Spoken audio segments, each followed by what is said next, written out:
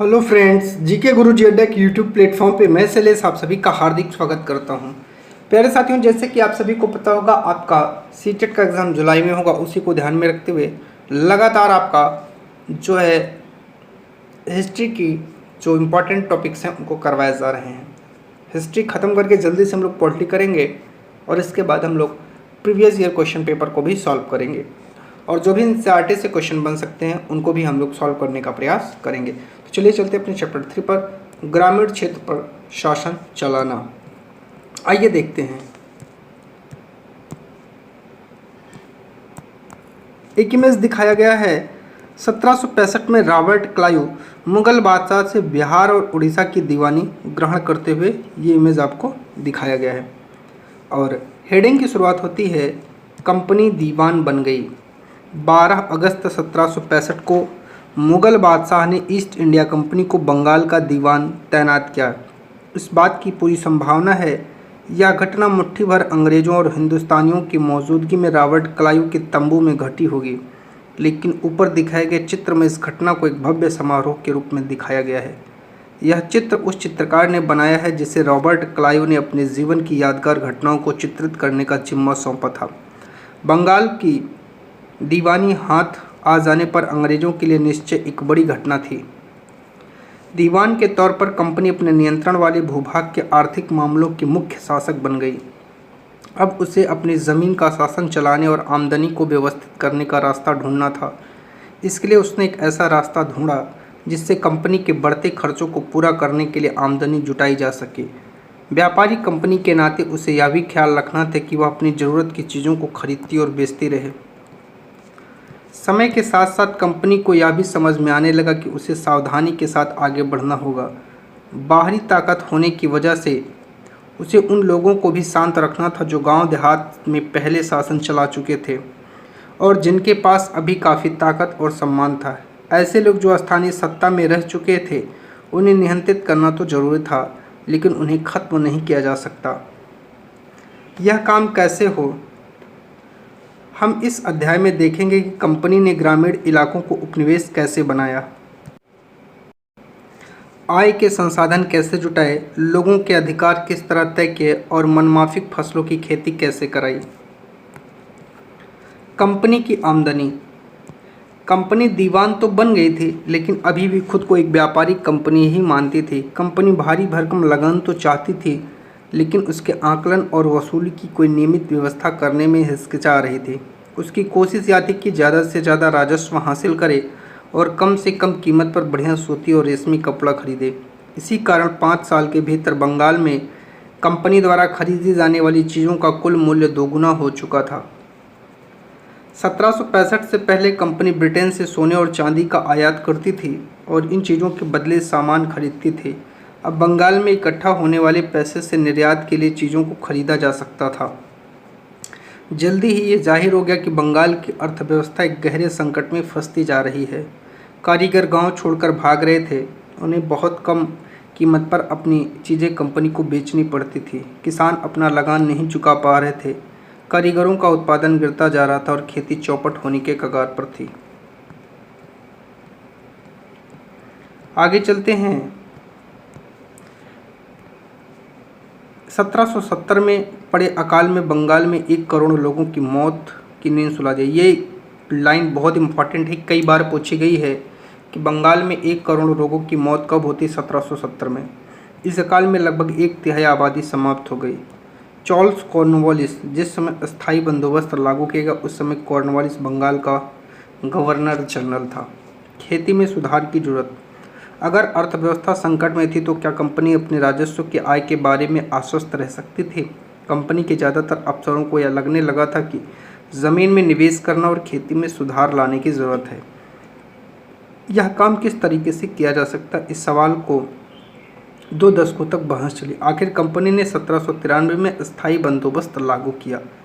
इस बंदोबस्त की शर्तों के हिसाब से राजाओं और तालुकदारों को जमींदारों के रूप में मान्यता दी गई। उन्हें किसानों से लगान वसूलने और कंपनी को राजस्व चुकाने का जिम्मा सौंपा गया। उनकी ओर से चुकाई जाने वाली राशि स्थायी रूप से तय कर दी गई थी। इसका मतलब यह था कि भविष्य में कभी भी उनसे इजाफा नहीं किया जाना था। अंग्रेजों को लगता था कि उन्हें नियमित रूप से राजस्व मिलता रहेगा, जमींदारों को जमीन में सुधार के लिए खर्च करने का प्रोत्साहन मिलेगा। उन्हें लगता था क्योंकि राज्य की ओर से वे राजस्व की मांग बढ़ाने वाले नहीं थे, इसलिए जमींदार बढ़ते उत्पादन से फायदे में होंगे। समस्या, मगर अस्थायी बंदोबस्त में भी समस्या पैदा कर दी। अब कंपनी के अफसरों ने पाया कि अभी भी जमींदार जमीन में सुधार के लिए खर्चा नहीं कर रहे थे। असल में कंपनी ने जो राजस्व तय किया था वह इतना ज़्यादा था कि उसे चुकाने में जमींदारों को भारी परेशानी हो रही थी। जो जमींदार राजस्व चुकाने में विफल हो जाता उसकी जमींदारी छीन ली जाती और बहुत सारी जमींदारों की जमींदारियों को कंपनी बाकायदा नीलाम कर चुकी थी। 19वीं सदी के पहले दशक तक हालत बदल चुके थे। बाजार में कीमतें बढ़ी, धीरे धीरे खेती का विस्तार होने लगा। जमींदारों की आमदनी में तो सुधार आया, लेकिन कंपनी को कोई फ़ायदा नहीं हुआ, क्योंकि कंपनी तो हमेशा के लिए राजस्व तय कर चुके थे। अब वह राजस्व में वृद्धि नहीं कर सकती। लेकिन जमींदारों को अभी भी ज़मीन की बेहतरी में कोई दिलचस्पी नहीं थी। उनमें तो कुछ बंदोबस्त के शुरुआती सालों में अपनी ज़मीन गंवा चुके थे। जो बच्चे रह गए उन्होंने भी बिना परेशानी और निवेश के खतरा उठाए आमदनी की उम्मीद दिखाई दे रही थी। जब तक जमींदार किसानों को ज़मीन देकर उनसे लगान वसूल सकते थे, उन्हें ज़मीन में सुधार की परवाह नहीं थी। दूसरी तरफ गांव में किसानों की यह व्यवस्था बहुत दमनकारी दिखाई दी। किसान जो लगान चुकाना था वह बहुत ज़्यादा था और ज़मीन पर उसका अधिकार सुरक्षित नहीं था। लगान चुकाने के लिए अक्सर महाजन से कर्जा लेना पड़ता था। अगर वह लगान नहीं चुका पाता था तो उसे पुश्तैनी ज़मीन से बेदखल कर दिया जाता था। महाल, ब्रिटिश राजस्व दस्तावेजों में महाल एक राजस्व इकाई थी। यह एक गांव या गांवों का एक समूह होती थी। एक नई व्यवस्था, 19वीं सदी की शुरुआत में कंपनी बहुत सारे अधिकारियों के इस बात का यकीन हो चुका था कि राजस्व बंदोबस्त में दोबारा बदलाव लाना जरूरी है। जब कंपनी को शासन और व्यापार के अपने खर्चे चलाने के लिए पैसे की जरूरत होती थी तो वह अस्थायी रूप से राजस्व तय करने के काम कैसे चला सकती।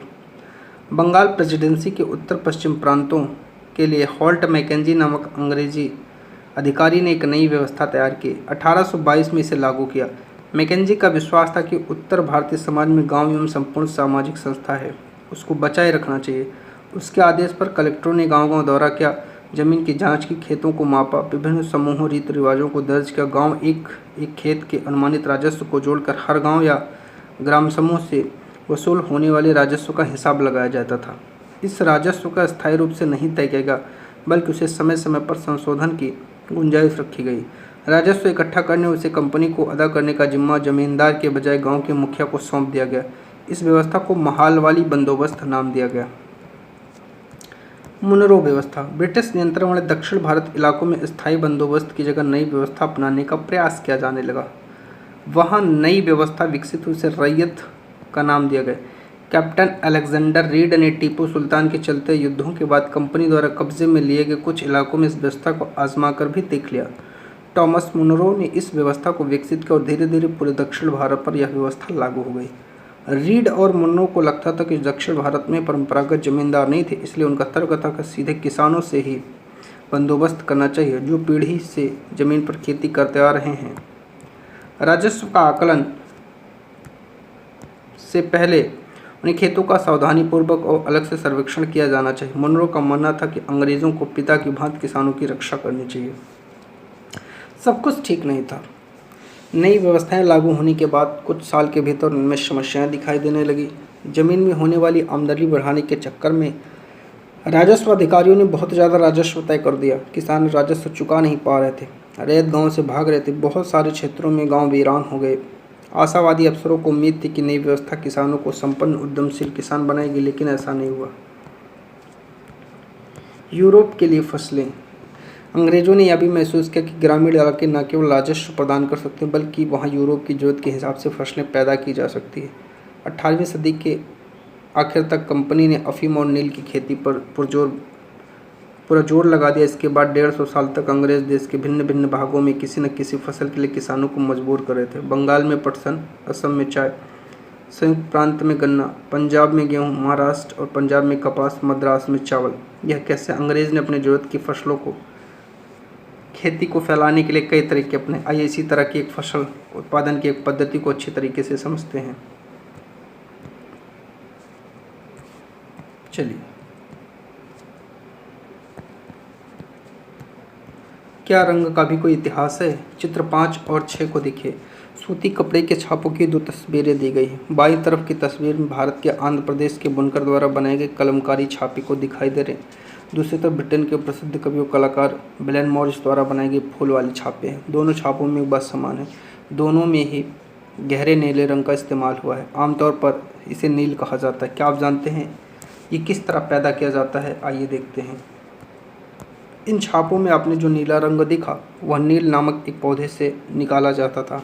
इस बात की काफ़ी संभावना थी कि 19वीं सदी में ब्रिटेन में मॉरिस के छापों में इस्तेमाल किया गया नीला रंग भारत में उगने वाले नील के पौधे से तैयार किया जाता होगा। उस समय भारत दुनिया में नील का सबसे बड़ा स्रोत था।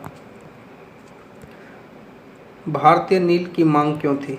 नील का पौधा मुख्य रूप से उष्णकटिबंधीय इलाकों में उगता है। इंपॉर्टेंट है, पूछा जाता है। 13वीं सदी तक इटली, फ्रांस, ब्रिटेन कपड़ा उत्पादक कपड़े की रंगाई के लिए भारतीय नील का इस्तेमाल करते थे। उस समय भारतीय नील की बहुत बड़ी मात्रा यूरोपीय बाज़ारों में पहुंचती थी। उसकी कीमत भी बहुत ऊंची होती थी, इसीलिए यूरोपीय कपड़ा उत्पादकों को बैंगनी और नीले रंग बनाने के लिए बोर्ड नामक एक पौधे पर निर्भर रहना पड़ता था। किस पर निर्भर रहते थे? बोर्ड। बोर्ड पौधा शीतोष्ण क्षेत्र में उगता है। इंपॉर्टेंट है, पूछा जाता है। इसीलिए यूरोप में आसानी से मिल जाता था। उत्तरी इटली, दक्षिणी फ्रांस, जर्मनी, ब्रिटेन के कई हिस्सों में पौधा उगता था। नील के साथ प्रतिस्पर्धा से परेशान यूरोप के बोर्ड उत्पादकों ने अपनी सरकारों पर दबाव डाला कि वे नील के आयात पर पाबंदी लगा दें। बागान। एक विशाल खेत जिस पर बागान मालिक बहुत सारे लोगों को जबरन काम करवाता है। कॉफ़ी, गन्ना, तंबाकू, चाय, कपास आदि फसलों को उगाता है। मगर कपड़े को रंगने वाले नील को ही पसंद करते थे। नील से बहुत चमकदार नीला रंग मिलता था, जबकि ऊँट से मिलने वाला रंग बेजान और फीका होता था। 17वीं सदी तक आते आते यूरोप कपड़ा उत्पादकों ने नील के आयात पर लगी पाबंदी में ढील देने के लिए अपनी सरकारों को राजी कर लिया। कैरेबियाई द्वीप समूह में स्थित सेंट डोमिंगो में फ्रांसीसी, ब्राज़ील में पुर्तगाली, जमैका में ब्रिटिश और वेनेजुएला में स्पेनिश लोग नील की खेती करने लगे। उत्तरी अमेरिका में भी बहुत सारे भागों में नील के बागान सामने आ गए थे। 18वीं शताब्दी के आखिर तक भारतीय नील की मांग और बढ़ गई। ब्रिटेन और औद्योगिकरण का युग शुरू हो चुका था। उसके कपास उत्पादन में भारी इजाफा हुआ। अब कपड़ों की रंगाई की मांग तेजी से बढ़ने लगी। जब नील की मांग बढ़ी, उसी दौरान वेस्ट इंडीज और अमेरिका से मिलने वाली आपूर्ति अनेक कारणों से बंद हो गई। 1783 से 79 के बीच दुनिया का नील उत्पादन आधा रह गया। ब्रिटेन के रंगरेज अब नील की आपूर्ति के लिए बेचैनी से किसी और स्रोत की तलाश कर रहे थे। यह नील कहाँ से मिल सकता था? भारत में ब्रिटेन की बढ़ती दिलचस्पी। यूरोप में नील की बढ़ती मांग को देखते हुए ईस्ट इंडिया कंपनी ने भारत में नील की खेती बढ़ाने के रास्ते ढूंढने लगे। 18वीं शताब्दी में आखिरी दशकों में बंगाल में नील की खेती तेजी से फैलने लगी। बंगाल में पैदा होने वाला नील दुनिया के बाज़ारों में छा गया। 1788 में ब्रिटेन द्वारा आयात किए गए नील भारतीय नील का केवल 30% था और 1810 में आयात किए गए नील में भारतीय नील का हिस्सा 95% हो चुका था। जैसे जैसे नील का व्यापार फैला, कंपनी के अफसर और व्यवसायी नील एजेंट उत्पादन में पैसा लगाने लगे। समय बीतने के साथ साथ कंपनी के बहुत सारे अधिकारियों ने नील में अपने कारोबार पर ध्यान देने के लिए अपनी नौकरियां छोड़ने लगे। भारी मुनाफे की उम्मीद में स्कॉटलैंड और इंग्लैंड के बहुत सारे लोग भारत आए। उन्होंने नील के बागान लगा दिए। जिनके पास नील की पैदावार के लिए पैसा नहीं था, उन्हें कंपनी और नए नए बैंक कर्ज देने को तैयार थे। नील की खेती कैसे होती थी? नील की खेती के दो मुख्य तरीके थे, निज और रैयती।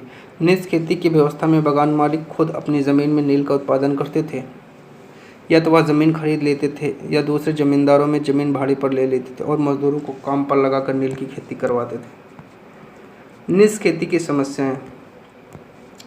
बागान मालिक को निज खेती का क्षेत्रफल फैलाने में मुश्किल आ रहे थे। नील की खेती केवल उपजाऊ ज़मीन पर की जा सकती थी। ऐसी ज़मीनों पर आबादी पहले ही बहुत ज़्यादा थी। यहाँ वहाँ छोटे मोटे खेत थे, उनके हाथ लग पाते थे। नील की खेती करने के लिए उन्हें बड़े बड़े भूखंडों की जरूरत थी। इस तरह की ज़मीन उन्हें कहाँ से मिल सकती थी? उन्होंने नील की फैक्ट्री के इर्द गिर्द पट्टे पर ज़मीन लेने के बजाय इसके वहाँ के किसानों को हटा दिया। इससे टकराव और तनाव पैदा हो जाता था। मजदूरों का इंतजाम करना भी आसान नहीं था। बड़े बागान के लिए बहुत ज़्यादा मजदूरों की ज़रूरत थी। मजदूरों की ज़रूरत भी सबसे ज़्यादा उसी समय होती थी जब किसान धान की खेती में व्यस्त थे। गुलाम एक ऐसा व्यक्ति जो किसी दास या स्वामी की संपत्ति होता है। गुलाम के पास कोई आज़ादी नहीं होती, उसे मालिक के लिए काम करना होता है। बीघा ज़मीन की एक माप है। ब्रिटिश शासन से पहले बीघे का आकार अलग अलग होता था। बंगाल में अंग्रेज ने इसका क्षेत्रफल करीब 1/3 एकड़ तय कर दिया था।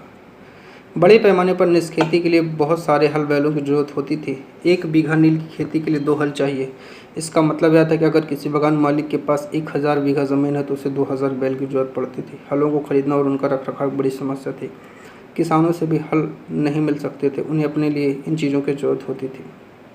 ये समय नील उत्पादकों को जरूरत होती थी। उसी समय किसानों के हल बैल चावल की खेतों में व्यस्त थे। 19वीं सदी के आखिर तक बगान मालिक निज खेती का क्षेत्र फैलाने में हिचकिचाते थे। इस व्यवस्था के तहत नील की पैदावार 25% से भी कम जमीन आती थी। बाकी जमीन रैयती व्यवस्था के अंतर्गत आती थी। रैयतों की जमीन पर नील की खेती।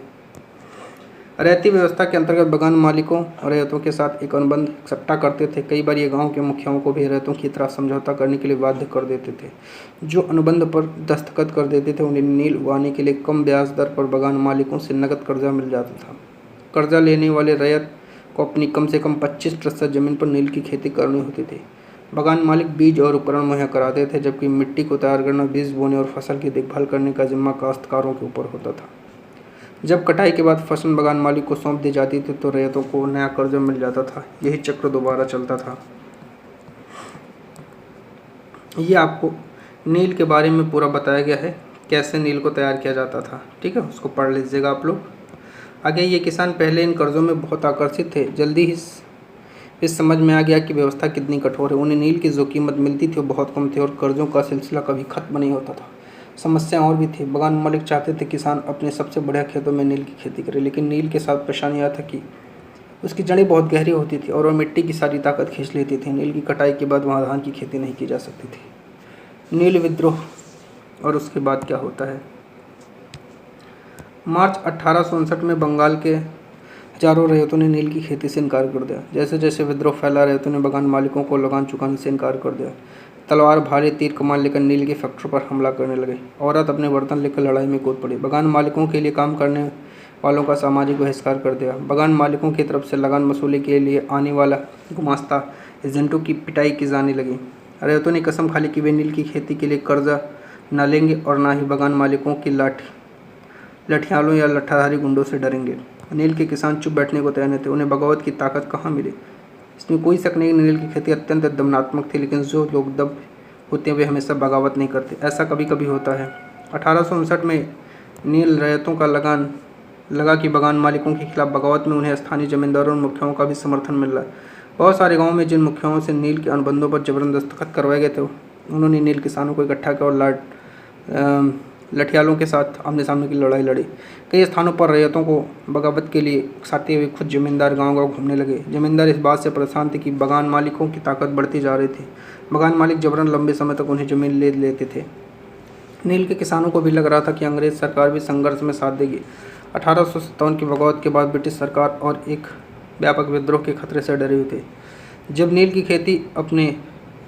खेती वाले जिलों में एक और बगावत की खबर फैली तो लेफ्टिनेंट गवर्नर ने 1859 की सर्दियों में इलाके का दौरा किया। रैयतों को लगा कि सरकार उनकी दुर्दशा से परेशान है। बरसात में मजिस्ट्रेट इसलिए ईडन ने एक नोटिस जारी किया। कहा कि रैयतों को नील के अनुबंध मानने के लिए मजबूर नहीं किया जाएगा। इस नोटिस के आधार पर लोगों में खबर फैल गई कि रानी विक्टोरिया ने नील की खेती न करने का हुक्म दे दिया है। ईडन किसानों को शांत करने और विस्फोट स्थिति को नियंत्रित करने की कोशिश कर रहे थे। उसकी कार्रवाई को किसानों ने अपने विद्रोह का समर्थन मान लिया। जैसे जैसे विद्रोह फैला, कलकत्ता के पढ़े लिखे लोग भी नील जिलों की ओर चल पड़े। उन्होंने रैयतों की दुर्दशा, बगान मालिकों की जोर जबरदस्ती और अत्याचारी नील व्यवस्था के बारे में लिखा। इस बगावत से परेशान सरकार को बगान मालिकों की रक्षा के लिए सेना बुलानी पड़ी। नील उत्पादन व्यवस्था की जाँच के लिए एक नील आयोग भी बना। इस आयोग ने बगान मालिकों को दोषी पाया। जोर जबरदस्ती के लिए उनकी आलोचना की गई। आयोग ने कहा कि खेती रैयतों के लिए फ़ायदे का सौदा नहीं है। आयोग ने रैयतों से कहा कि वे मौजूदा अनुबंधों को पूरा करें और आगे चाहें तो वे नील की खेती बंद कर सकते हैं। इस बगावत के बाद बगानों में नील का उत्पादन धराशायी हो गया। इसके बाद बगान मालिक बिहार पर ध्यान देने लगे। 19वीं सदी के आखिर में कृत्रिम रंगों का निर्माण होने लगा। इससे उनका व्यवसाय भी बुरी तरह प्रभावित हुआ। फिर भी वे उत्पादन फैलाने में सफल रहे। जब महात्मा गांधी दक्षिण अफ्रीका से बिहार लौटे तो एक किसान ने उन्हें चंपारण लाकर नील किसानों की दुर्दशा देखने का न्योता दिया। 1917 में गांधी का दौरा, नील बगान मालिकों के खिलाफ चंपारण आंदोलन की शुरुआत। तो चंपारण आंदोलन कब होता है? 1917 में। ये क्वेश्चन पूछा जा सकता है। इसी के साथ आपका ये टॉपिक समाप्त होता है। ठीक है, अगर आप इस टॉपिक से संबंधित कोई समस्या है और अगर आपको कोई प्रॉब्लम है तो आप कमेंट कर सकते हैं। वो समस्या आपको समाधान के रूप में बताया जाएगा। आज के लिए बस इतना ही, कल फिर मिलेंगे एक नए वीडियो के साथ। ठीक है, आप सभी का बहुत बहुत धन्यवाद।